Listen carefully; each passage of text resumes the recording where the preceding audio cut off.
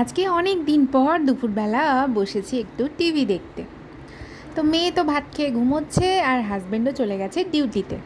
তাই আমি সেই সুযোগে বেশ খানিকক্ষণ বসে বসে টিভি দেখছিলাম।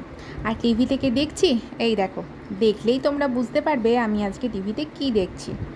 এখন চলছে এই যে পঞ্চায়েত সিজন 4।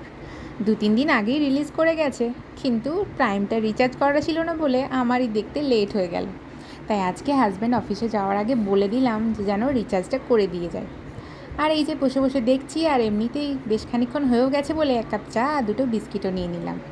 সত্যি এই পঞ্চায়েত সিরিজটা এতটাই মানুষের মন ছুঁয়ে গেছে যে আমার মতো আরও লাখ লাখ মানুষ অপেক্ষা করে থাকে কখন পরের সিজনটা আসবে। যাই হোক, মেয়ে ঘুম থেকে ওঠার পর চলে এসেছিলাম বিকেলবেলা একটু ছাতে। আজকে যেহেতু সোজা রথ, তাই ওই যে দূরে রাস্তা দিয়ে রথ যাবে সেটা দেখবো বলেই আমরা আজকে ছাতে এসে দাঁড়িয়েছি। আজকে আর রথের মেলায় যাইনি, যেহেতু হাজব্যান্ডও বাড়িতে ছিল না। তাই ভাবলাম যেদিনও থাকবে সেদিন 3জনে মিলে একসাথেই যাব। ওই দেখো দূরে রথ যাচ্ছে। জয় জগন্নাথ। তো চলো, আজকের মতো ভিডিওটা এখানেই শেষ করছি। ভালো লাইক করে দিও, টাটা।